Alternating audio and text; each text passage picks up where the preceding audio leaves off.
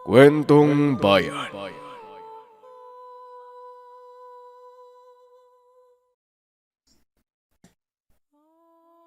Ang kwentong ito ay hango sa totoong buhay. Mula ito sa isa nating kabayan na itago na lang natin sa pangalang Pepeng Singkit. Taong 1955, Isla ng Panay. Nang mga panong ito, 25 anyos si Pepe, ulila sa magulang, kaya ang kasama na lang sa buhay ay si Chong Balo. Manggagamot na kapatid ng ina na kalahating Hapon. Kaya siya naging sikat sa bansag na palayaw na Pepeng Singkit. Tila papikit na ang mga mata at maputi at pandak. Pero kahit ganun, mabait na pamangkin. Napaka-responsable ni Pepe. Isa lang ang problema sa kanya ng tiyuhin. Ang pagiging lampa at malabo ang mata. Hindi kagad niya nagagawa ang mga utos nito. Pepe, bilisan mo dyan at akutin mo na lahat ng mais na binili ko. Ang bagal-bagal mong kumilos. Wika ni Tio Balo. Opo, Chong. Patapos na po. Tugon ni Pepe. Aba dapat lang, Pepe. 1 oras ka nang naghahakot. Pagkatapos mo dyan, kumuha ka ng 1 balde ng mais. Ipakain mo sa mga alaga nating manok at pato. Bili ng chewin. Sinunod naman ito ni Pepe. Kahit pawis na pawis at walang pahinga. Hanggang sa pumunta na ito ng bakuran. Pinakain niya ang lahat ng alagang manok at pato. Matapos gawin ang inutos ng chewin, may narinig siyang sigaw. Nang punta nito ng binata, nakita niya ang pilay na mangingisda na si Mang Bert. Nakahandusay ito sa daan. Nako, napano po kayo, Mang Bert? Tanong ni Pepe. Natalisod lang ako, iho. Kaso, ang bigat ng dala kong isda Tugon ni Mang Bert. Tara po sa bahay. Magpahinga po muna kayo. Maraming salamat, iho, pero hindi na ako magtatagal. May pupuntahan pa ako Pero bago ko umalis, may ibibigay ako sa'yo. Itim na perlas galing sa pangpang. Alam kong makakatulong ito sa'yo. Wika ni Mang Bert. Sabay abot ng perlas kay Pepe. Nagtaka ang binata kung bakit binigay yon ng matanda. Nakatitig lang si Pepe sa itim na bagay. Tinititigan nitong mabuti. Hanggang sa lumakas ang hangin. Hindi napansin ni Pepe na naglaho bigla si Mang Bert. Mang Bert? Nasaan na yun? Napakamot pa ito sa ulo. Hanggang sa mapatingin siya muli sa itim na perlas. Bilog ang hugis, magaspang at sobrang itim ng kulay. Bakit kaya binigay sa akin to ni Mang Bert? Saan ko naman to gagamitin? Tanong ni Pepe sa sarili. Hanggang sa lumipas ang ilang araw. Nagkagulo. Nagulat nang marinig ang balita. Ano paring Joe? Patay na si Mang Bert. Anong nangyari sa kanya? Tanong ni Tio Balo. Pare, kumpirmado ang sabi. Manananggal daw yung umatake kay Mang Bert Puro kalmot. Nawawala yung mga lamang loob ng matanda nang matagpuan sa pangpang. Wika ni paring Jojo. Ano? Manananggal? Paano sila napadpad sa lugar natin? Tanong ni Tio Balo. Narinig ito ni Pepe. Nagulat at nalungkot siya sa nangyari kay Mang Bert. Sa kabilang banda, bigla naman itong kinabahan nang marinig sa likuran ang boses ni Mang Bert. Nagmumula iyon sa loob ng kwarto. Gabi na ng mga oras na yon. Sobrang lamig ng hangin, kaya mas kinabahan si Pepe. Nasa isip ng binata, tila kaluluwa ni Mang Bert ang nakita. Sino yan? Mang Bert? Ikaw ba yan? Tanong ni Pepe. Huwag kang matakot. Pepeng Singkit. Ako ito. Tugon ng boses. Huwag mo akong sasaktan, Mang Bert. Hindi ako masamang tao. Habang sinasabi ito ni Pepe, nadiskubre niya na nagmumula iyon sa itim na perlas na bigay mismo ni Mang Bert. Ako ito. Pero ang tunay kong pagkakakilanlan, ako ang kambaldiwa ng mutya ng itim na perlas. Ako si Perlan. Wika ni Perlan. Nagtataka ang binata. Hindi maintindihan ang nangyayari. Nandito pa sana ako kung hindi ako inatake ng nilalag. Nung nakita mo kong nadapa, nagmamadali akong tumakas.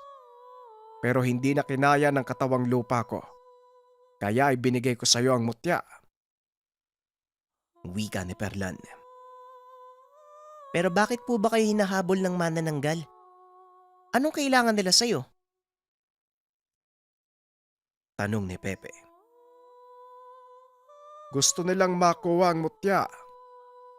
Pepe, kaya ako sinakripisyo ang sarili ko para hindi nila makuha ang perlas. Pero ngayong nasa iyo na ito, ikaw na ang bagong tagapangalaga. Tugon ni Perlan. Ako? Pero paano? Hindi ko naman alam kung paano to gamitin eh. Wika ni Pepe. Bigla na lang hindi sumagot si Perlan. Kinaumagahan, nagising si Pepe na basang-basa ng pawis. Halos mabasa ang buong kama sa likidong lumalabas sa katawan.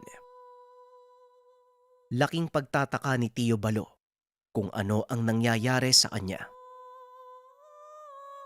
Ayos ka lang ba, Pepe? Anong nangyayari sa'yo? Tanong ni Tio Balo. Wala po to, Chong. Baka pagod lang siguro. Tugon ni Pepe. O sige, sabi mo yan eh. O siya, pumunta ka muna sa palengke at bumili ka uli ng isang sako mais. Kukulangin ang papakain sa mga manok at pato eh. Utos ng Chewin. Sabay abot ng pambili sa kanya. Kagad namang bumalik muna si Pepe sa kwarto. Nagbihis ito. Nakita niya muli ang perlas sa pinaglalagyan. Nais niyang dalin ito bilang proteksyon. Nang makarating sa palengke sa bayan, wala masyadong tao ng araw na yun. Dahil siguro sa balitang may manananggal na dumadagit tuwing papalapit na ang gabi. Alam niyo ba, may patay na naman sa kabilang bayan. Las-las daw yung leeg eh. Halos maubos yung laman loob. Ay naku, nakakatakot. Wika ni Aling Marife, tindera sa palengke. Ay nako, Marife, saan mo naman nasagap yung chismis na yan? Tugon ng isa pang tindera. Naku Marites, basta maniwala ka. Kailangan natin ng iba yung pag-iingat. Tugon ni Aling Marife. Narinig ni Pepe ang chismisan ng mga chismosa sa kanto. Kaya naman nagmamadali siyang umuwi sa tahanan. Pero hindi niya namalayan. Meron siyang nabangga na babae. Matangos ang ilong. Mapungay ang mga mata. Porselas ang kutis. Mahaba ang hibla ng mga buhok. Napatitig si Pepe sa babae. Sobrang ganda nito sa paningin. Kahit malabo ang mga mata. Pasensya na, hindi ko sinasadya. Wika ni Pepe. Wala yon, maliit na bagay. Ako nga pala si Delia. Tugon ng babae. Ah, ganun ba? Ako naman si Pepe.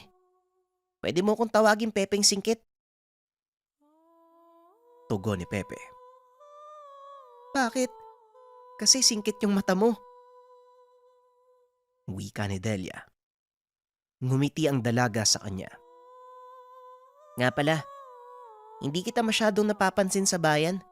Bago ka lang ba dito? Tanong ni Pepe. Hindi. Matagal na kami dito. Malapit lang ang babuyan namin dyan, no, sa kanto. Sinamahan ko lang si nanay na bumili ng mga gulay. Kaarawan ko bukas eh. Baka gusto mong pumunta sa bahay namin. Wika ni Delia. Napangiti si Pepe sa sinabi ni Delia.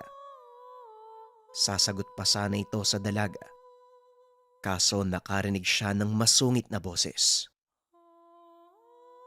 Sino yang kasama mo, Delia? Ang sabi ko sa'yo, huwag kang lalayo sa akin. Tignan mo, kung sino-sino ang kinakausap mong pulubi sa kanto. Wika ni Aling Olivia, ina ni Delia. Nay, hindi naman po siya pulubi. Bagong kaibigan ko po, si Pepe. Pepe, si Nanay Olivia nga pala. Tugon ni Delia. Oo, narinig ko anak. Hindi ako bingi. Baka manghingi ka lang ng pera sa anak ko, ha? Wika ni Aling Olivia. Nay, wag naman po kayong ganyan. Hoy ikaw, malilintikan ka talaga sa akin. Wala kaming pera. Wika ni Aling Olivia. Pilit nitong pinapaalis si Pepe sa harapan. Hindi ho, ang totoo po niyan. Gusto ko pong pumunta sa kaarawan ng anak niyo. Huwag po kayo mag-alala. Magdadala po ako ng 2 patay na manok panghanda. Wika ni Pepe. Nang marinig ito ni Nanay Olivia, napansin ni Pepe ang kakaibang ngiti sa ginang. Wag mong papatayin ng mga manok ha. Gusto kong sariwat buhay mo silang ibigay sa akin. Tugon ni Aling Olivia. Napatango lang si Pepe hanggang sa nagpaalam na si Delia na uuwi. Pepe, alis na ako ha. Bukas uli ah. Nakaramdam ng kakaiba si Pepe ng mga oras na yun. Pero may kahalong duda sa ina nito.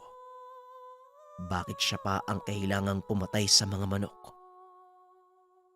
Umuwi si Pepe nang may ngiti sa muka. Naabutan niya si Tio Balon na nagsisibak ng kahoy. Kinausap ito tungkol sa lakad bukas. Mano po, Chong? Wika ni Pepe. Napatanong ang tiyuhin kung bakit napakatagal niya sa bayan. May inabangga akong babae, Chong. Sobrang ganda sa katunayan. Inimbitahan niya ako na pumunta sa kaarawan niya bukas. Tugon ni Pepe. Ay mas maigi yan nang may pinopormahan ka na. Para masabi kong tunay ka talagang matikas na lalaki. Tugon ng tiyuhin. Chong naman oh. Wala naman pong biruan ng ganyan. Wika ni Pepe at sabay nagtawanan ang dalawa. Pinaalam naman ni Pepe na kukuha siya ng 2 itim na manok sa alaga ni Chong Balo. Pinayagan naman nito ang pamangkin. Sa katunayan, suportado niya ang ganitong lakad ni Pepe. Kinabukasan, nakangiti ito at papaalis na ng tahanan habang dala ang 2 bayong na may lamang manok. Pero bago tuluyang makalabas ng tahanan, nakaramdam siya ng kakaiba sa mutya. Hindi lang ito basta umilaw. Naging kulay pula ito na tila nagbabaga. hanggang sa muli itong nagsalita. Pepe, wag mo nang ituloy ang lakad mo papunta doon. Mapapahamak ka lang. Hindi mo alam ang tunay nilang pagkatao. Wika ni Perlan. Ano ka ba, Perlan? Gusto kong pumunta.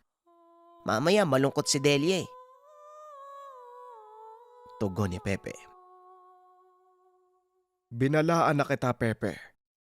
Pero dahil mapilit ka, isama mo ko para magkaroon ka ng proteksyon.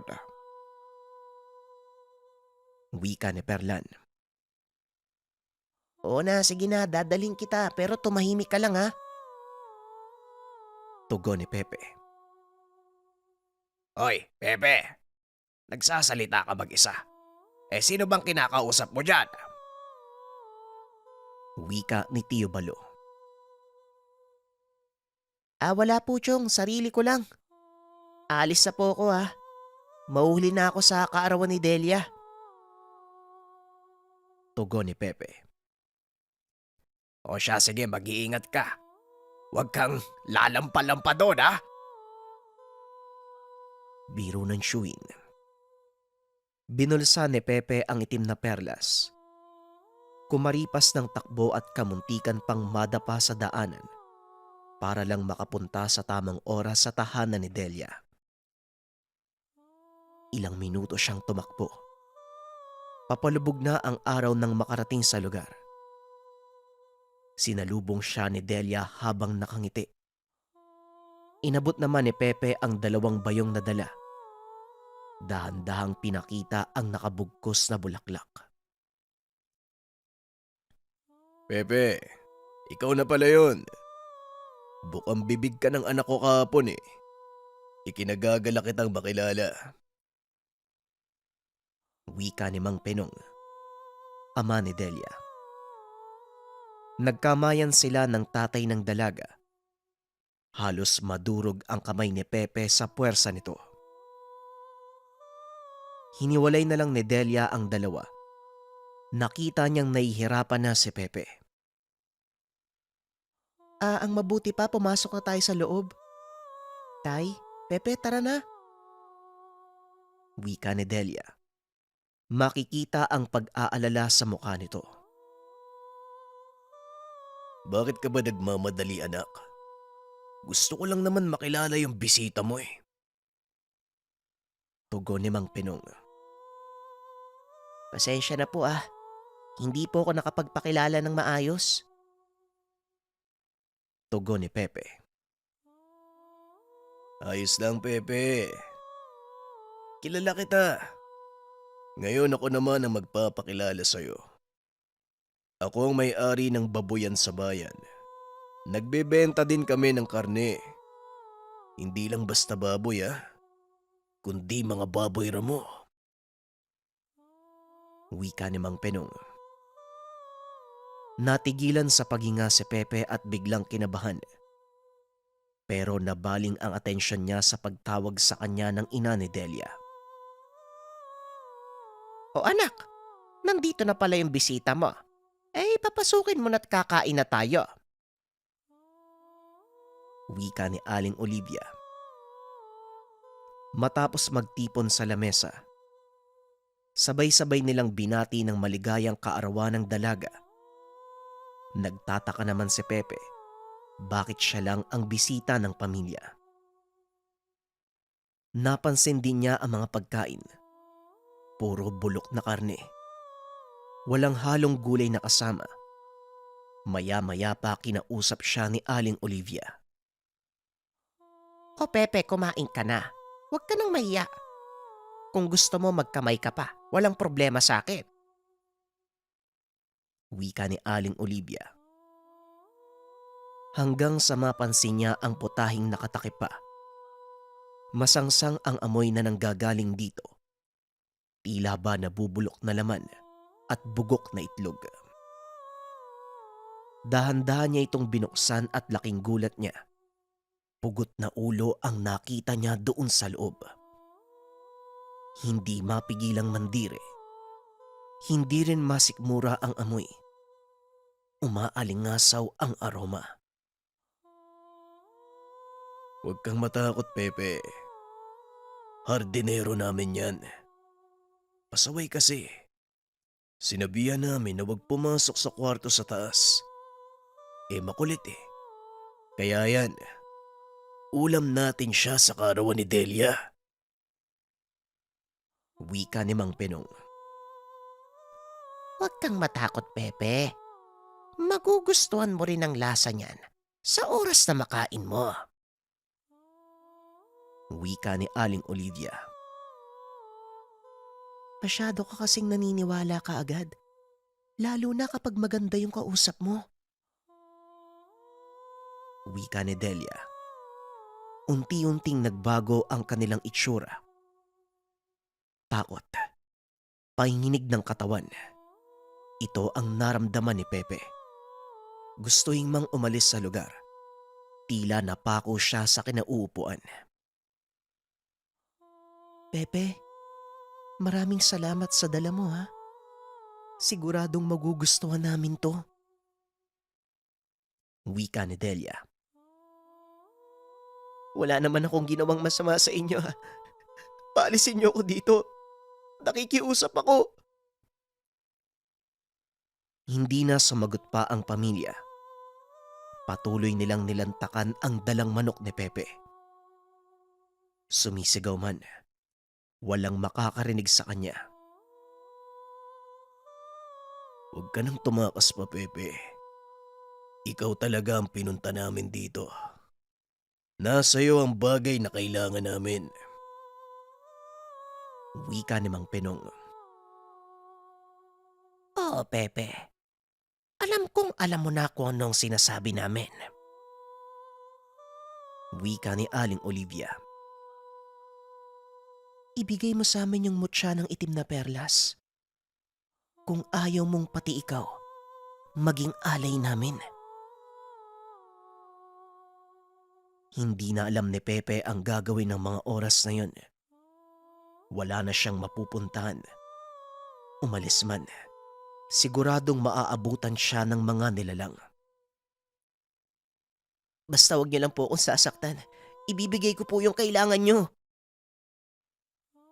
Tugon ni Pepe. Pero habang inaabot ni Pepe ang mutya, nakarinig siya ng tinig. Huwag mong ibibigay ang mutya, Pepe. Lunukin mo ang itim na perlas. Yan ang magbibigay sa'yo ng kakaibang katangian. Wika ni Perlan. Nilunok nga ni Pepe ang maywagang perlas. Napaload pa ito sa kakaibang enerhiya na bumabalot sa katawan. Napahinto sa pag-atake ang pamilya ng manananggal. Habang si Pepe naman, dahan-dahang bumangon sa sahig. Laking gulat din ni Pepe. Nagbago ang kanyang paningin. Luminaw ito ng sobra. Kitang-kita niya ang mga nilalang at ang buong lugar. Bagyang napatra si Delia at Aling Olivia. Pero nagsalita si Mang Pinong. Huwag kayo mag-alala. Wala siyang alam sa paggamit ng mutya. Kaya siguradong mapapatay natin siya. Sa paglusob ng mga nilalang, hindi umatras si Pepe. Inundayan niya ng suntok si Mang Pinong. Tumalsik ito papunta sa pintuan. Nasira pa ang nakaharang dito. Humandusay sa lupa ang katawan ni Mang Pinong. Kagad ding sumugod si Aling Olivia. Madali namang nakaiwas si Pepe.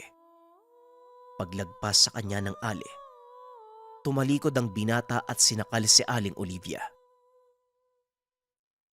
Kayo ang magbabayad sa lahat ng biniktima nyo.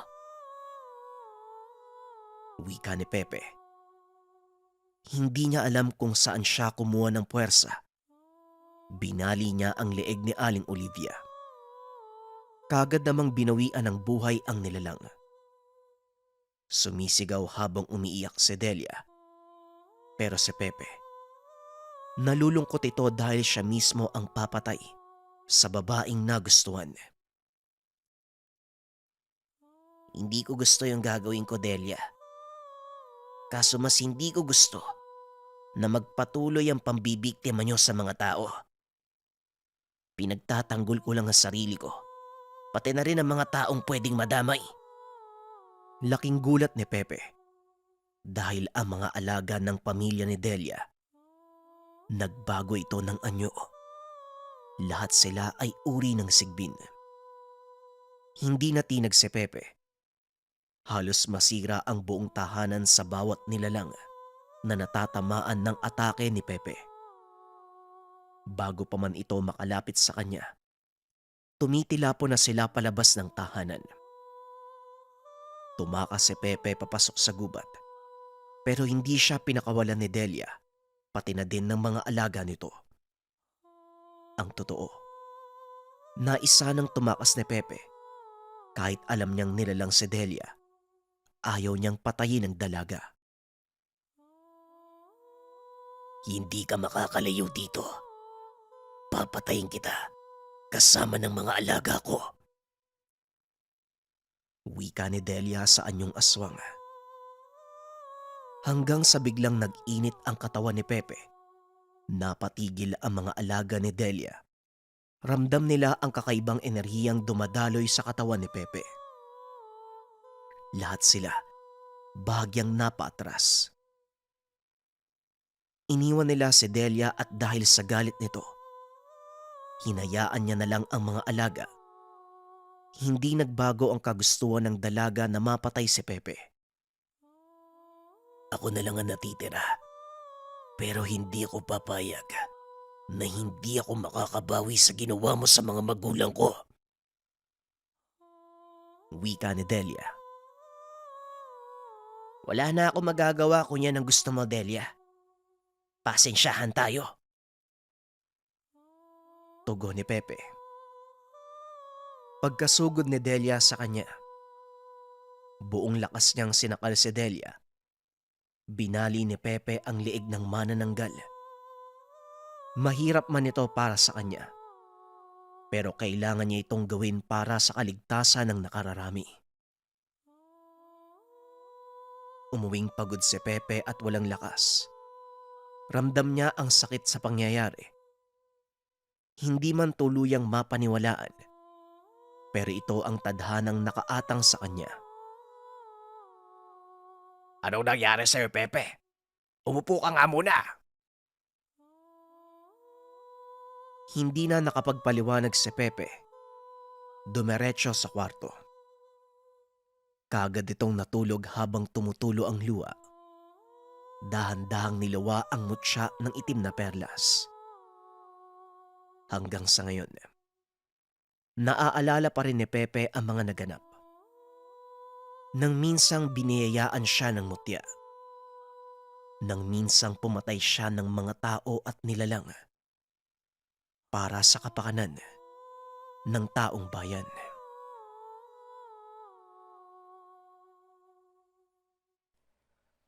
Magandang gabi mga kabayan, ang susunod nating tagapagpadaloy ng kwento ay si RJ. Sana supportahan nyo rin yung kwento mga kabayan kasi kailangan magpahinga ng lalamunan ko. At dahil bago lang si RJ, sana pakinggan nyo yung storya hanggang sa matapos. Maraming salamat.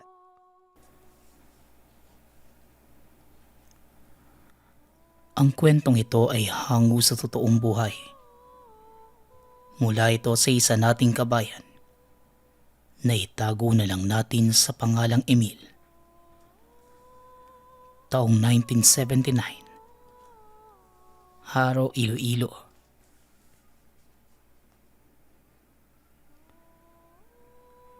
Taga raw na mga panahong ito, walang pasok ang mga kabataan sa paaralan.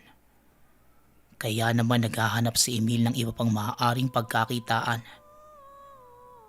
Sa tuwing may pasok, nagtitinda ito ng palamig at makakain sa labas ng eskwelahan. Mang Renan, magandang umaga po. Kung maaari po sana, tulungan niyo naman po ako makapasok sa trabaho. Kahit ngayong bakasyon lang. Mahina ang benta ng paninda ko ngayon eh. Alam niyo na, Bakasyon po. Wika ni Emil. Abay tama lang ang dating mo. Magtatanong pa lang sana ako sa tiyuhin mo kung may kakilala siyang kailangan ng trabaho eh. Bigla na lang umalis yung dalawa sa mga trabador ko. Nakakita daw ng maligno sa lumang bahay na ginagawa namin. Ikaw ba, Emil? Hindi ka ba matatakotin? Baka naman isang gabi pa lang umayaw ka na sa trabaho. Tanong ni Mang Renan.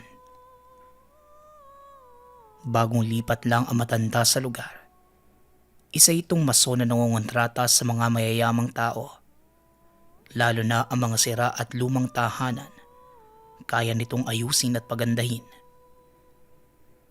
Pero noong nakaraang gabi lang, nagkaroon ng insidente. Ilang trabahador niya ang nakakita ng wangis ng tao na pagala-gala sa bakuran ng bahay. Dahil sa mga pamahiin at paniniwala sa kakaibang bagay ng dalawang trabahador, kagad silang nagpasya na umalis sa trabaho. Huwag po kayo magalala. Mas takot po ako magutom kaysa sa maligno. Ayusin ko lang po ang mga gamit ko. Maraming salamat po, Mang Renan. Wika ni Emil. Masayang umuwi ng tahanan ng binata. Kung tutusin, hindi naman siya obligadong magtrabaho. Bunso ito sa magkakapatid. May maayos namang hanap buhay ang mga kuya at magulang. Kaya hindi sila kapos sa mga material na pangangailangan. Ngunit ayaw ni Emil na umasa sa mga kapatid. Ang lahat ng ito ay nakapagtapos sa pag-aaral. Habang si Emil naman, matapos mag-high school, hindi na ito tumuloy sa kolehiyo. Gusto na lang niya na magtrabaho. Ayon kay Emil, sayang lang ang pera kung gagamitin lang sa pag-aaral niya. Ayaw mang aminin ng binata, pero nahihiya siya at mahina ang tingin sa sarili. Medyo hirap siya sa usaping akademiko at lagi na pagkakatuwaan ng mga kaklase. Ilang saglit pa, nang makauwi ng tahanan, nakita niya si Tio Ranot na kapitbahay lang nila. Oh, Emil. Bakit mukhang nagmamadali ka? Tanong ni Tio Ranot. Tiyo, nakausap ko na po si Mang Renan. Isasama niya daw po ako sa trabaho. May bakante daw sa kanila eh. Sayang naman kung hindi ako sasama. Kahit ka ako isang buwan lang, para hindi ako mabakante habang hindi pa pasukan. Tugon ni Emil. Pamangkin, mag-iingat ka sa pupuntahan mong trabaho. May narinig akong kwento tungkol dyan sa mismong barangay kung saan naroon yung bahay. Hindi naman sa sinasabi kong huwag ka nang tumuloy. Ang akin lang, kailangan mong magdoble ingat. Teka, ang maigi pa dalhin mo ito. Ilagay mo lang sa pitaka mo. Huwag mo yang ihiwalay sa katawan mo. Malinaw ba? Wika ni Tio Ranot. May iniabot ang tiyuhin na isang lumang papel. Nakasilid ito sa maliit na lalagyan na tila gawa sa balat ng hayop. Ayon sa tiyuhin, gamit pa ito ng lolo noong panahon ng Kastila. Mabisang pananggalang laban sa mga kalaban. Hindi naman mabasa ni Tio Ranot ang mga nakasulat. Maliit lamang ito na naglalaman ng tila mga orasyon. Nakakatakot naman to, Tiyo. Saan kaya yan nakuha ni Lolo? Paano yan napunta sa kanya? Tanong ni Emil. Natigil ang pag-uusap ng dalawa nang tawagin si Emil ng ina. Kakarating lang nito mula sa palengke at nagpapatulong sa kanya. Sa loob ng tahanan, habang nag-aayos ng mga pinamili, nagpaalam na ito sa ina na aalis siya ng ilang araw. Wala naman sa aking problema yon, anak. Basta mag-iingat ka doon. Kapag nahirapan ka na, umuwi ka na lamang dito. Ayokong mababalitaan na nagkakasakit ka doon at ako mismo ang susundo sa'yo. Sinasabi ko sa'yo, Emil. Wika ng ina. Dahil bunso, matindi ang pag-iingat sa kanya ng mga magulang at kapatid. Ngunit alam nilang hindi maaaring pigilan si Emil sa lahat ng bagay na gustong gawin. Nasa tamang edad na ito at anumang oras, pwede na itong mag-asawa. Ayon pa sa ina, siya na ang bahalang magsabi sa ama na sa ibang bayan magtatrabaho. Nang matapos makapag-almusal, kaagad na itong nagpaalam sa ina. Makalipas lang ang ilang sandali, narating ni Emil ang lugar na pagtatrabahuhan. Isang malawak na bakuran na puno ng mga halaman at lumot, maging ang mismong bakod. Ayon kay Mang Renan, saka na lang nila aayusin ang bakod sa oras na matapos mismo ang tahanan. Ipinakilala nito si Emil sa mga katrabaho. Mga taga-ibang barangay din ang mga ito at sa tansya ni Emil, siya ang pinakabata sa lahat. Kaagad namang nagumpisa si Emil sa pagbubuhat.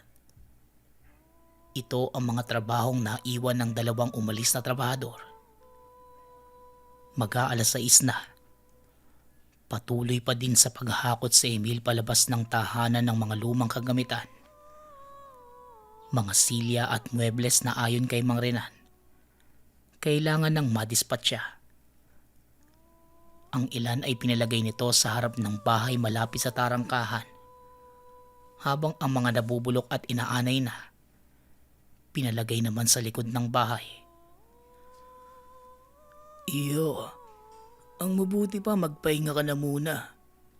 Gabi na't madilim na sa labas.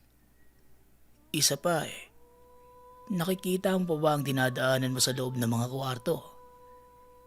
Ipagpabukas mo na lang ang mga yan. Kailangan mong magpahinga. Wika na Mang Renan. Pero labis na nalilibang si Emil sa ginagawa. Sa tingin ng binata, kaya niyang linisin ang buong kwarto ng gabing yon. Huwag po kayo magalala, Mang Renan. Hindi pa naman po ako napapagod Tatapusin ko lang pong linisin yung isang kwarto. Tapos magpapahinga na din ako. Sayang po ang oras Susunod na lang po ako mamaya. Tugon ni Emil. Sa isang parte ng bahay lamang natutulog ang mga ito. Sa bandang sala kung saan gumagana pa ang ilaw ng tahanan. Matapos ang trabaho, nagkayayaan sila Mang Renan na uminom. Habang si Emil naman, patuloy pa rin sa pagtatrabaho. Ayos din tong bagong trabaho ko Hindi ko kailangan mag-isip. Susunod lang ako kay Mang Renan sa mga papagawa niya. At isa pa, mababait din ang mga katrabaho ko. Konti na lang. Pagkatapos ng huling hakot, magpapahinga na ako. Wika ni Emil sa sarili. Naroon na ito sa likod bahay. Habang dinidiskarga ang mga buhat, nagulat siya nang may dumaan sa harapan niya. Napatigil si Emil sa ginagawa.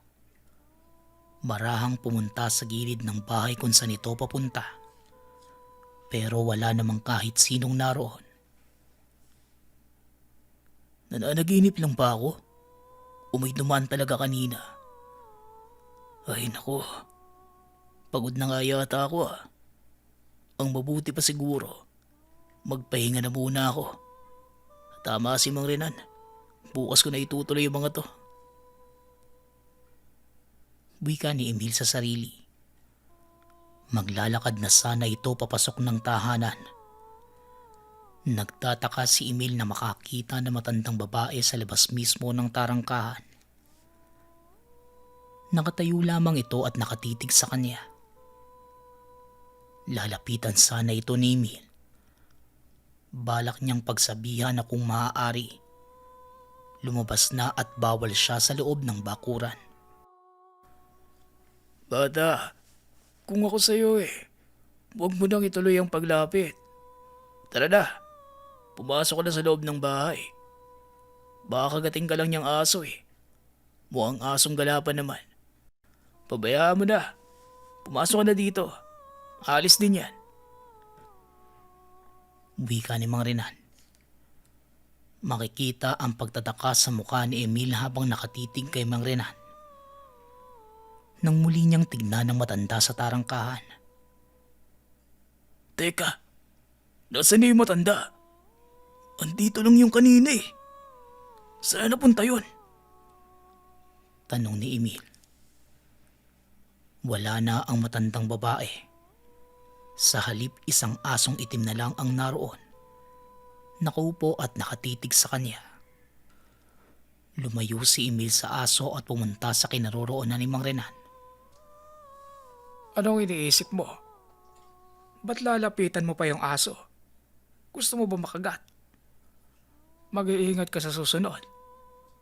Ayoko ng disgrasya sa trabaho. Malinaw ba? Ang mabuti pa, saluhan mo na kami. Hindi namin kayang ubusin lahat ng alak Wika ni Mang Renan. Nag-inuman sila hanggang sumapit ang madaling araw. Nang matapos, naghanap na ng kanya-kanyang pwesto ang mga ito. Sa kalagitnaan ng pagtulog ni Emil, narinig niyang nag-uusap sila Mang Renan at tatlong kasamahan. Ang sabi ng mga ito, nakuha na nila ang kailangan sa lugar. Pero hindi naman maintindihan ng binata. Hanggang sa naihi si Emil kaya bumangon ito at lumabas. Nakita niyang papunta din sa likod ang kasamahan ni Mang Renan. Sa gilid na lang ito pumwesto dahil naunahan na siya sa may sagingan. Hanggang sa bigla siyang nakarinig ng pagsigaw. Paglingon niya sa katrabaho na umiihi, wala na ito doon. Sa isip ni Emil, baka tapos na itong umihi at pumasok na sa loob. Papasok na sana sa tahanan ang binata. Biglang may lumipad sa uluhan niya habang tumatawa. Nanlaki ang mga mata ni Emil nang makita ang napakalaking nilalang na lumilipad at putol ang katawan. Hawak ng manananggal ang kasamahan. Walang malay habang nililipad palayo sa lugar. Napatakbo papasok ng tahanan si Emil para isumpong sana kila Mang Renan. Pero hindi naman siya pinaniwalaan ng matanda. Alam mo bata, mahilig talagang kumalayang si Bernardo. Nariyan lang yan at nagpapahangin. Tsaka anong aswang ba ang sinasabi mo? Hindi naman yun totoo. Iba ka palang malasing kung ano-anong nakikita mo. Ang mabuti pa, matulog ka na lang. Madaling araw na. Bakit kasi pagala-gala ka pa sa labas? Tugon ni Mang Renan. Wala namang nagawa si Emil. Kahit anong pilit ay ayaw pa rin siyang paniwalaan ni Mang Renan. Nang sumunod na araw, maaga pa lang gising na ang lahat. Tinuloy na nila ang paghakot sa mga lumang kagamitan. Kailangan na itong maalis para mapalitan ng bagong gamit. Wala pa rin si Bernardo. Hindi ito makita ni Emil. Pero tila wala namang pakialam sila Mang Renan. Malamang inaakala nitong gumagala pa din ang kasamahan nila. Sumapit ang 3:00 ng hapon. May dumating na truck sa tapat ng bahay. Ayon kila Mang Renan, ito ang hahakot ng mga lumang kagamitan para maitapon. Bata, ito ang sahod mo hanggang Linggo. Masipag ka naman Basta ituloy mo lang yan. Magpupunta lang kami sa bayan para bumili ng mga materyales na gagamitin bukas. Iiwan ko na muna kayong tatlo dito. Habang wala kami, linisin nyo na muna itong bakuran at yung mga baging at lumot. Malinaw ba? Tsaka tipirin nyo yung pagkain at bigas. Hanggang sa susunod na linggo pa natin yan. Wika ni Mang Renan. Tumanggulang si Emil. Kaagad nilang tinulungan sila Mang Renan para maikarga ang lahat ng mga lumang kagamitan at nang makaalis na ang sasakyan.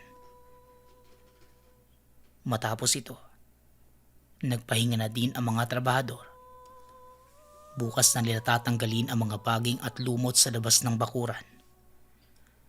Kinagabihan, nagkwentuhan ng tatlo. Napag-alaman ng binata na lahat sila. Yon ang unang pagkakataon na makasama kila Mang Renan. Matapos namang magkwentuhan, natulog na din ang mga ito. Nang sumunod na araw, naging abala sila sa paglilinis. Anumang oras inaasahan nilang paparating na sila Mang Renan at baka mag-umpisa na sa pagkukumpuni. Subalit lumipas ang maghapon. Hindi pa rin nakakabalik ang mga ito. Ano kayang nangyari kila Mang Renan? Ayos lang kaya sila? Isang araw na silang wala eh. Baka naman napano na sila. Ay, wag naman sana. Wika ni Emil. Pero ayon naman sa dalawa. Baka may ginawa lang. O kaya naman masyadong marami ang materyales na kailangan. Kaya natagalan sa pagkuha. Bandang 10:00 ng gabi, muli siyang nakarinig ng pagaspas. Dahil sa takot, kagad niyang isinara ang mga pinto at minabuting matulog na din. Kagaya ng mga kasamahan na mahimbing na ang pagkakatulog. Nang sumunod na araw, hindi pa rin bumabalik si Mang Renan. Hanggang sumapit ang linggo, nainip na ang dalawang kasamahan at uuwi na lang. Total bayad na sila. Dagdag pa ng isa. Pupuntahan naman sila ni Mang Renan kung kailangan pa ng trabahador. Sayang lang ang oras nila doon at wala naman silang gagawin. Habang si Emil naman, nagpa siyang magpaiwan. Ayaw niyang mapalitan sa trabaho. Total wala pa naman siyang gagawin pag-uwi. Sige, pero pagbalik ni Mang Renan, sasabihan ko na lang sunduin kayo ha. Tsaka naman ako may inaasikaso yun eh. Tsaka bayad naman tayo hanggang ngayong araw, di ba? Nakakaya naman kay Mang Renan kapag dumating siya dito. Tapos wala na tayong lahat. Wika ni Emil. Hindi naman nagpapigil pa ang dalawa. Iniwan nila si Emil sa lumang bahay. Inayos na ng binata ang tutulugan sa sala. Natatakot man, pero determinado itong tapusin ang trabaho. Hanggang sa sumapit ang gabi, nangyari ang hindi niya malilimutang karanasan. Biglang may kumatok sa pinto. Buong akala niya sila Mang Renan na ito. Pabukas na sana siya ng pintuan, pero hindi tumutugon ang kumakatok. Kaya nagpa siya itong silipin muna ang tao sa labas. Nagulat ito sa nakita. Kakaiba ang itsura nito. Nanlilisik ang mga mata at labis ang paglalaway. Nang tamaan ng ilaw ang buong mukha ng tao sa labas, naalala ni Emil na ito ang matandang babae na biglang nawala noong nakaraan. Sa tagpong yon, alam niya na hindi tao ang nasa labas, kundi aswang. Dahil sa pagkataranta ni Emil, tila naramdaman ng aswang sa labas na naroon ang binata sa kabila ng pinto. Nag-umpisa itong maging agresibo. Nakita ni Emil ang malaking pakpak nito na biglang bumuka. Humiwalay ang katawan at nag-umpisang lumibot sa tahanan. Naku, patay na. Bukas pala yung bintana sa taas. Wika ni Emil. Kaagad umakyat ng hagdanan si Emil Pero huli na ang lahat. Nakapasok na ang manananggal at kaagad siyang inatake. Mariin ang pagkakasakal nito sa kanya. Naamoy ni Emil ang nakakasulasok na amoy ng nilalang. Anong ginagawa niyo dito sa bahay ng kapatid ko? Mga magnanakaw kayo, ano? Tama lang ang sinapit ng kasamaan niyo. Mga kawatan, isusunod na din kita sa kanya. Wika ng nilalang. Mas lumakas pa ang pagsakal ng aswang kay Emil. Pakiramdam ng binata. Anumang oras mapuputol ang ugat niya sa leeg. Hanggang sa hindi may paliwanag na dahilan. Tila nakaramdam ng pagkapaso ang aswang. Naitulak nito si Emil pababa ng hagdanan bago tuluyang lumabas ng bahay. Sa lakas ng pagkakabagsak, biglang nawala ng malay si Emil. Nagising na lang siya kinaumagahan. Naroon na ang mga tanod at ang katiwala ng bahay na si Mang Pedring. Mabuti at nagising ka na, bata. Magtapat ka. Saan niyo dinala ang mga kagamitan ng bahay na ito? Hindi na talaga mapagkakatiwalaan ang mga kabataan ngayon, no? Ang mabuti pa, ituro mo na ang mga kasamahan mo bago pa kita ipadampot sa mga pulis. Wika ni Mang Pedring. Gulat na gulat si Emil. Wala itong kinalaman sa sinasabi na matanda. Nang mahimasmasan, tsaka lang ito nagsimulang magpaliwanag. Anong magnanakaw po bang sinasabi niyo? Nagkakamali ho kayo. Trabahador po ako ni Mang Renan. Yung masun na kumontrata sa may-ari ng bahay para ayusin. Basta nga lang kami iniwan dito eh. Sumama siya doon sa mga naghahakot ng lumang kagamitan na itatapon. Ang sabi sa akin, bibili lang ng mga materyales para sa trabaho namin. 2 araw na nga ako naghihintay sa kanila dito eh. Yung mga kasamahan ko po, umuwi na muna sa barangay nila. Kaya ako lang naiwang mag-isa dito. Tsaka ano naman po nanakawin ko dito? Puro luma na yung mga gamit. Paliwanag ni Emil. Napaisip si Mang Pedring. Marahang naupo at muling nagtanong kay Emil. Kung gayon, maaari ko bang malaman kung bakit nasa sahig ka at walang malay? Hindi kaya nagkaroon kayo ng hindi pagkakaunawaan at iniwang kanila dito? Para ikaw ang masisi sa mga nangyari. Huwag mo na silang pagtakpan, kundi mag-isa mong pagtudusahan ng pagnanakaw. Wika ni Mang Pedring. Hindi nga po. Mag-isa na lang talaga ako. Nagpunta nga po sa bayan si Mang Renan at yung mga kasamahan niya. Kagabi po, matutulog na sana ako. Kaso silalakay po ako ng manananggal eh. Pinasok po ako dito. Galit na galit. Tinatanong ako kung ano ang ginagawa ko sa bahay ng kapatid niya. Pero bigla na lang akong tinulak at umalis eh. Tsaka po ako nawala ng malay. At ito na nga po, naabutan niyo akong walang malay dito. Teka, nalilito pa din po ako eh. Kinuha lang talaga ako ni Mang Renan. Baka hindi lang po kayo nasabihan ng amo niyo. Ililinis ko pa nga po yung bakod eh. Kita niyo, wala na yung mga baging. Pati yung mga damo sa likod ng bahay. Tugon ni Emil. Matapos ang investigasyon, nakausap din ng otoridad ang 2 pang katrabaho. Pareho ang kwento nila.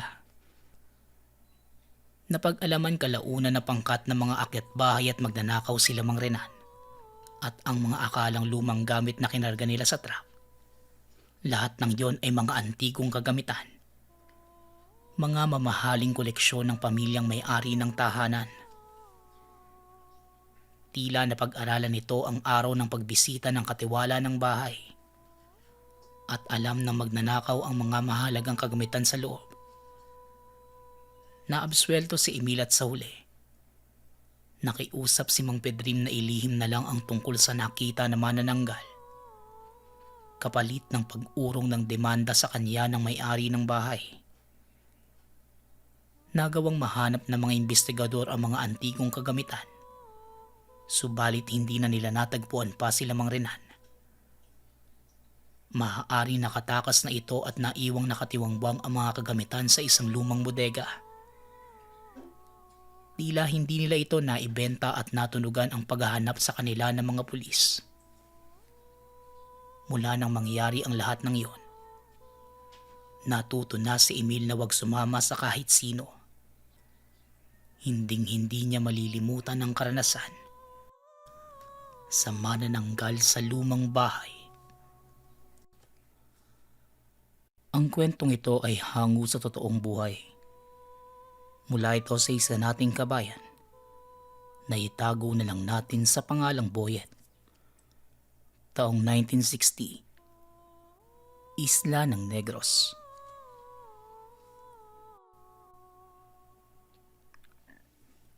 Nang mga panahong ito, binata pa lang si Boyet. Naging sakit siya ng ulo ni Nanang Rosita. Dahil sa kapilyuhan at katamaran, madalas itong makipaglaro sa kaibigang sina Onyok, Bentong, at Along sa malawak na talahiban. Gabi na ito nakakauwi ng tahanan. Amoy pawis at marumi ang muka. Tama na nga, Onyok. Napakadaya mo kasi. Wika ni Boyet habang hinihingal pa sa pagtakbo. Hindi naman ako mandaraya eh. Ikaw nga ang hindi marunong magpatalo. Tugon ni Onyok. Tigilan niyo na nga yan. Puro sugat na tayo. Awat ni Bentong. Napapagod na ako sa inyo ha. Ano ba naman yan? Dagdag ni Along. Onyok, di ka patas makipaglaro eh. Kaya ka tumataba. Kasi mandaraya ka. Eh di wag kang sumali. Niinis na ako sa iyo ha. Sigaw ni Onyok habang papasugod kay Boyet. Nagkarambulan ang dalawa habang si Bentong at Along naman pinagtatawanan lang sila Boyet. Pero sa huli, nagtawanan lang ang mga ito.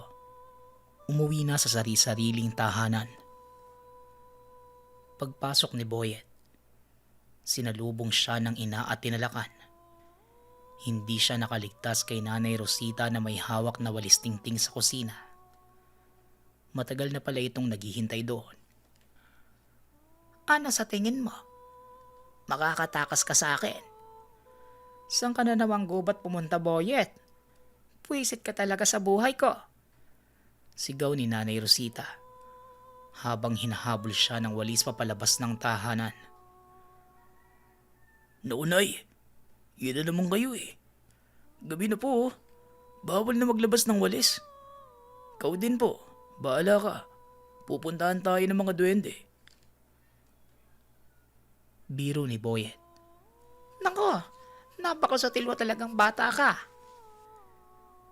Wika ni Nanay Rosita, sabay bato ng hawak na walis kay Boyet.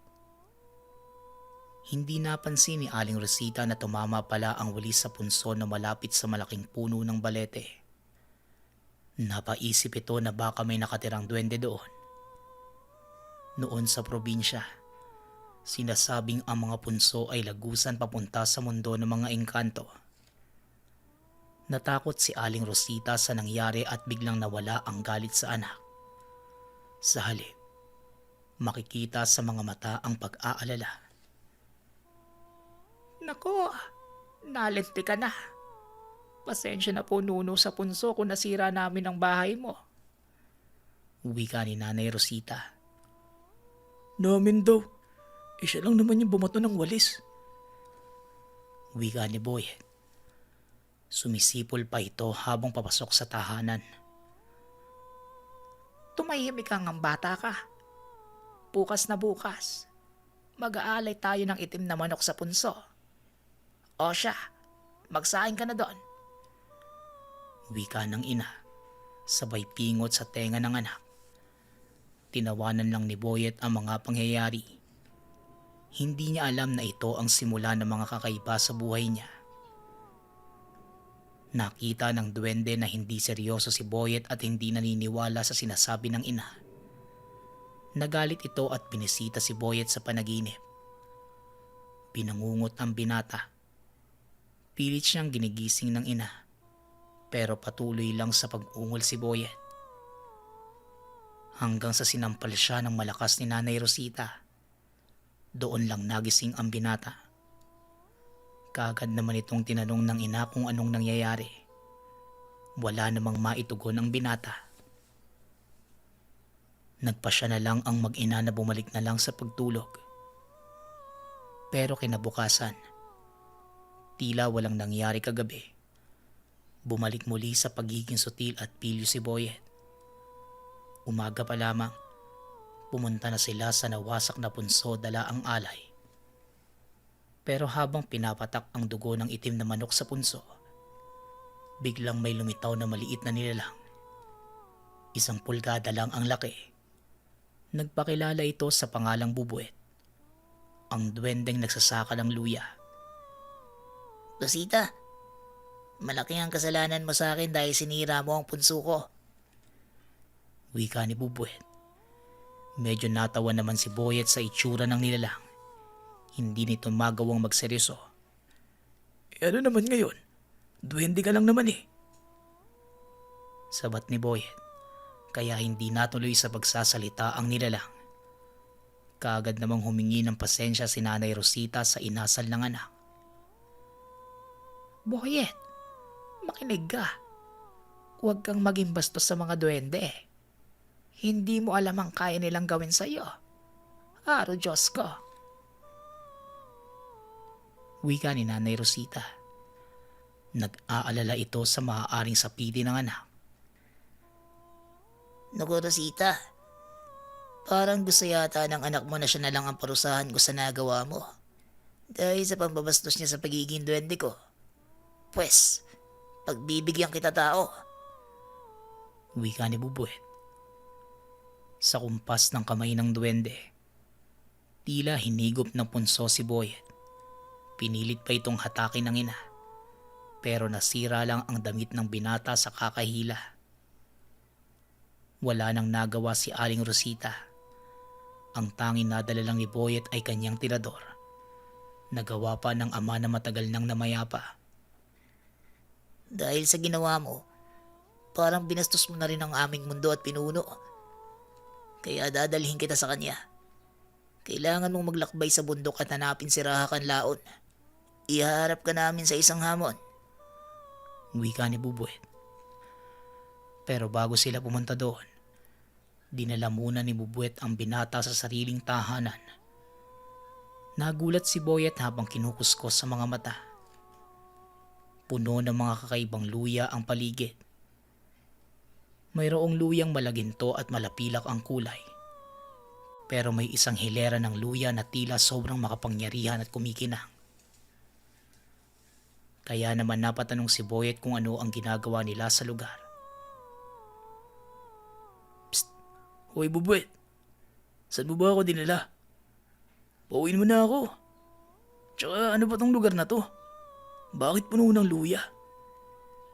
Ano ba yung parang kakaiba sa bandaro no? Sobrang nakakasilaw sa liwanag. Wika ni Boyet. Pero walang imik ang duwende habang naglalakad sa mga tanim na luya. Habang si Boyet naman, nakita muli ang paboritong tirador at pinagdiskitahan ng duwende. Pumulot siya ng tuyong luya sa daan. Palihim na nilagay sa goma ng tirador at dahan-dahang inunat at binitawan. Tumama ang bala sa batok ng maliit na nilalang. Halos madapa pa ito sa lakas ng pagkakatama. Ako Boyet, napupuno na ako sa iyo Kung pwede lang ako mismo magparusa sa iyo. Ngayon mismo ginawa ko na. Kung di lang ako sumusunod sa uling hatol ng Raha, matagal na kitang pinatay. Sutil ka.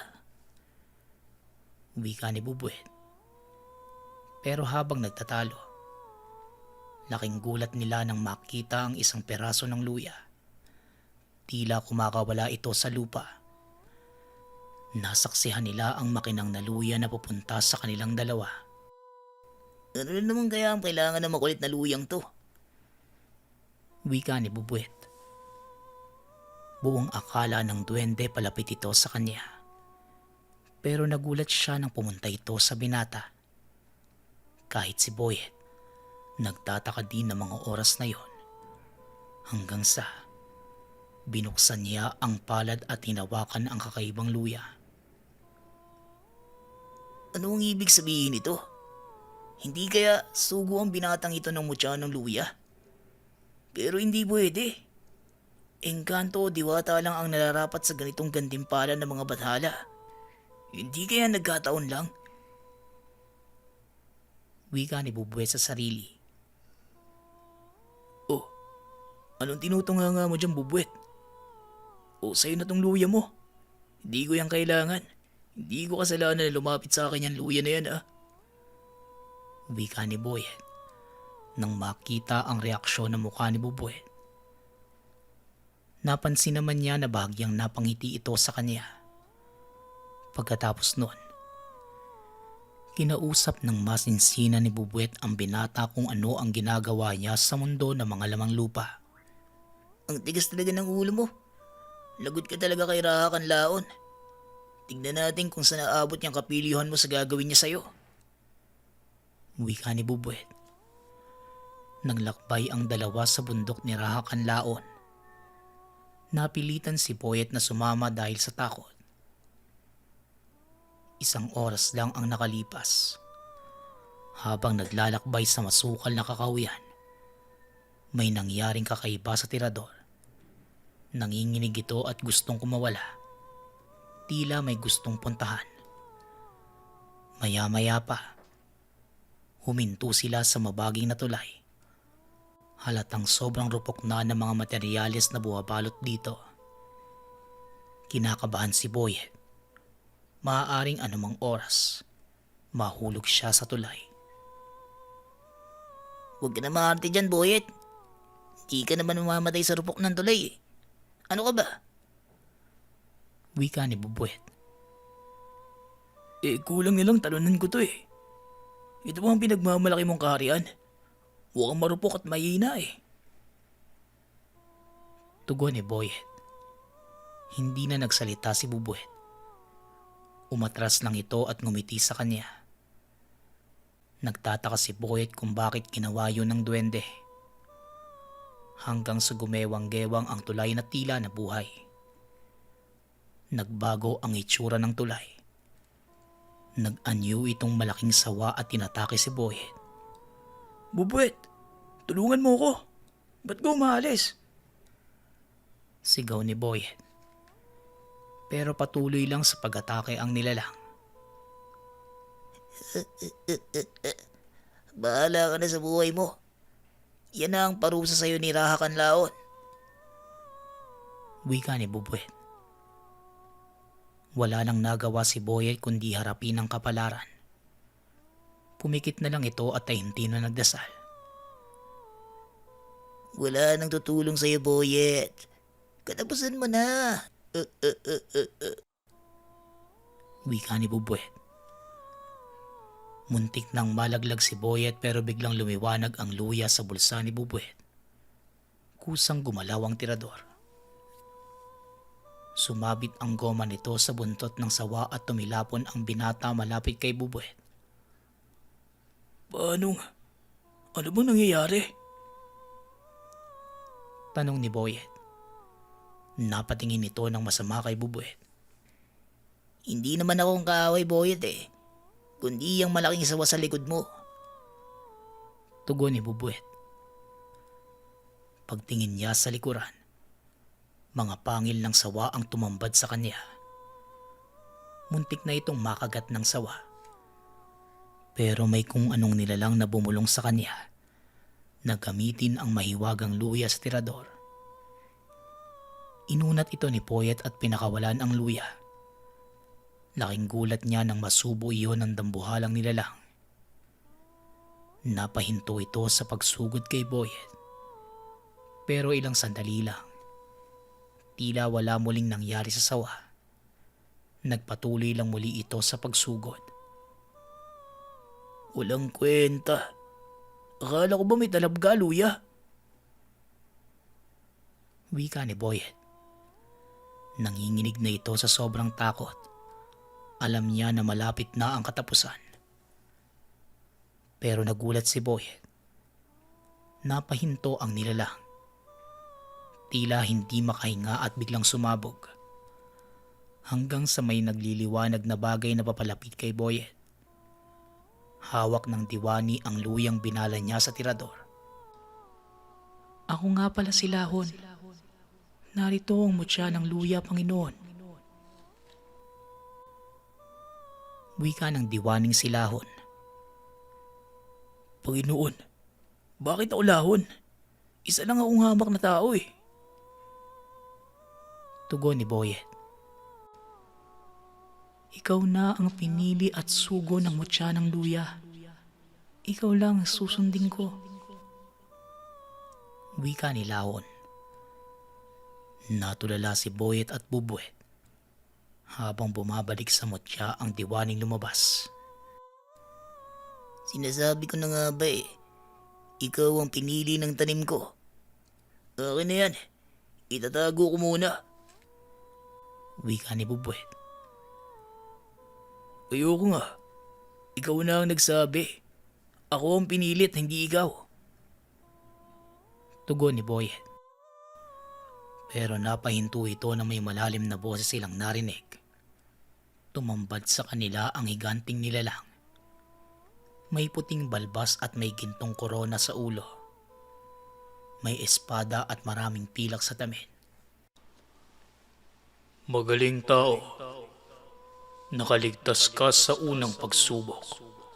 Napatay mo ang dambuhalang sawa gamit ang mutya ng luya. Wika ni Rahakan Laon. Rahakan Laon, aming Panginoon. Wika ni Bubuet. Sabay hawak sa damit ng binata at pinapaluhod siya. Sino ba yan? Hindi ko naman siya kilala eh. Wika ni Boyet. Siya si Rahakan Laon, ang hari ng mundo ng mga laman lupa. Tugon ni Bubuet. Lumuhod si Boyet at wala nang nagawa sa mga nangyari. Nabilib naman ang hari sa ginawa niyang pagpapabagsak sa sawa. Mahusay ka, bata. Ikaw lang ang natatanging nakatalo sa sawang yan. Matagal na siyang nanggugulo sa mundo namin. Pasasalamat ni Rahakan Laon. Wala ho yun. Ako pa ba? Tugon ni Boyet. Pero kahit malakas ka, hindi ka pa rin nagbabago. Mayabang ka pa rin at pilyo. Dahil dyan, hindi lang yan ang pagsubok na ibibigay ko sa iyo. Wika ni Rahakan Laon. Yan kasi, napakayabang eh. Pagpaparinig ni Bubuet. Hindi na nakapagsalita si Boyet. Sumunod lang ito sa dalawa habang kinakausap pa rin si Lahon. Salamat ah. Tinulungan mo ako kanina. Buti na lang nandiyan ka para gabayan ako sa mutya. Wika ni Boyet. Walang anuman, Panginoon. Handa akong tulungan ka. Tugon ni Lahon. Sino bang kinakausap mo dyan, Boyet? Nababaliw ka na ba? Tanong ni Bubuet. Wala. Sarili ko lang. Nagsisisi ka na ba kung bakit mo ako dinukot? Nagkaroon ka tuloy ng sakit sa ulo. Tugon ni Boyet. Unti-unti na rin itong nakakaramdam ng pangungulila sa ina. Kinamusta naman niya ang ina kay Bubuet. Kung di ka ba naman tilyo at bastos eh di sana kasama mo pa ang nanay mo. Wika ni Bubuet. Biglang napaluha si Boyet at nagpatuloy lang sa paglalakad. Hindi na ito pinansin ni Bubuet, pero nakakaramdam na siya ng awa sa binata. Hanggang sa nakarating sila sa talahiban. Mataas at nakakasugat ang talim ng mga ligaw na damo. Natatakot si Boyet pumasok sa masukal na mga damo. Kinilabutan si Boyet na tila may nagtatakbuhan sa talahiban. Andito na tayo. Sige tao. Sumuong ka sa talahiban. May mga makikilala ka doon. Wika ni Rahakan Laon. Sino naman po? Tanong ni Boyet. Basta, pumasok ka na lang. Ang dami mo pang satsat eh. Wika ni Bubuet. Walang nagawa si Boyet kundi suungin ito. Kahit nasusugatan ng mga damo ang mga braso at katawan, nagpatuloy lang sa pag-abante ang binata. Lumipas pa ang maraming oras hanggang sa lumubog na ang araw nang makarating siya sa malawak na kalupaan sa gitna ng talahiban. Naking gulat niya nang tumambad sa kanya ang grupo ng mga nilalang na tinatawag sa Negros na unga-unga. Isang halimaw na lumulutang ang ulo at sumisipsip ng dugo ng mga biktima. Aba bata, parang ang tapang mo naman yatang pumunta dito. Wika ng nilalang. Huwag kang magalit kasama. Mukhang sariwa at malasa naman ang dugo niya eh. Tugon ng isa pa. Papatayin ko muna kayo bago niyo masipsip ang dugo ko. Mga halimaw. Tugon ni Boyet. Sunod-sunod ang pag-atake ni Boyet. Tila walang hanggan ang luyang binabala niya sa tirador. Matapos yon, halos maubos ng binata ang kalahati ng grupo. Gulat na gulat sila sa kakayahan ng tirador ni Boyet. Ang kaninang pagyayabang, napalitan na ng takot. Isa ka lang naman hamak na paslit. Mga kasama, sugod! Walang titigil hanggat di natin siya napapatay. Wika ng unga-unga, kasabay ng pag-atake ng iba pang natira. Sige, lapit. Sugod pa. Sige lang nang maubos na kayong lahat. Wika ni Boyet. Hanggang sa napuno na ang lahat ng nilalang at nagdikit-dikit ang mga ito. Isang bagong halimaw ang tumambad kay Boyet. Halos hindi mabilang na mga ulo at tigasing katawan ng mga unga-unga ang nasa harapan niya. Sigurado kami, sa puntong ito, mapapatay ka na namin mortal. Wika ng mga nilalang. Pwersahang inunat ni Boyet ang goma sa tirador, kasabay ng panalangin sa gamit. Laon, gabayan mo ko sa gagawin ko. Wika ni Boyet, kasabay ng pagpapakawala ng balang luya. Tumama ito sa dibdib ng nilalang. Nalaso ng mutya ang buong katawan nito. Napasigaw na lang sa sakit ang mga unga-unga habang unti-unting natuturog ang katawan. Hindi nagtagal. Isang punso ang humigop kay Boyet at napunta sa kastilyo ni Rahakan Laon. Nasa likod lang nito si Bubuet. Lahat ng mga lamang lupa ay nagpalakpakan sa tagumpay. Binabati kita, tao. Napagtagumpayan mo ang huling pagsubok. Wika ni Rahakan Laon. Nakita namin ang pagpupursige mo at pagmamalasakit sa amin ng hindi mo namamalayan. Dagdag ni Bubuet.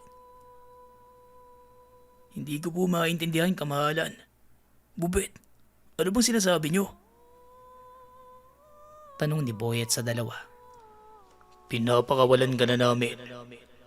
Dahil sa pagsugpo mo sa mga nilalang na matagal nang nanggugulo sa mundo namin.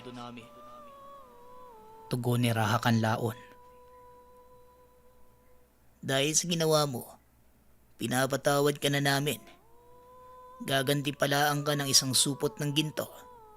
At higit sa lahat, mapapasayo na ang mutya ng luya. Ang binabantay ang mutya ni Lahon. Pagbati, Boyet. Dagdag ni Bubwet. Ang ibig sabihin lang, makakauwi na ako. Wika ni Boyet. Napatalon pa ito sa sobrang saya. Sa wakas muli niyang makikita si Nanay Rosita. Muli mga lamang lupa.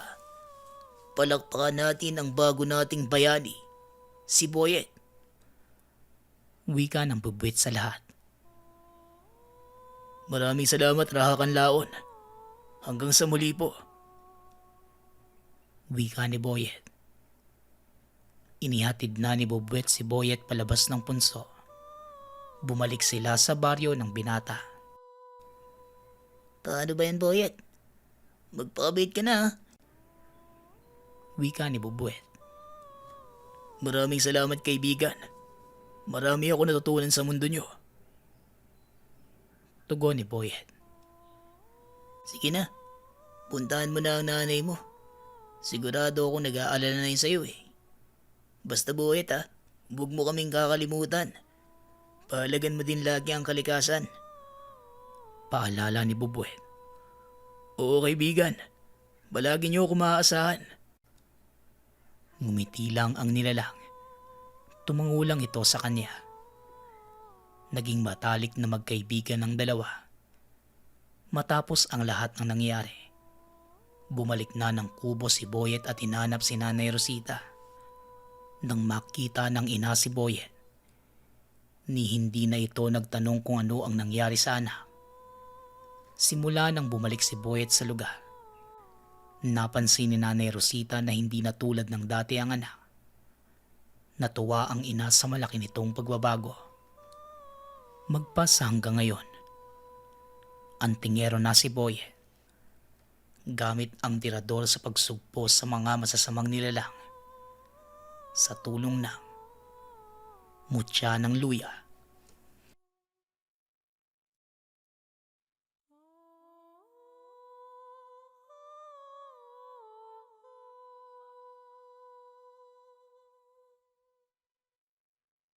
Kwentong Bayan.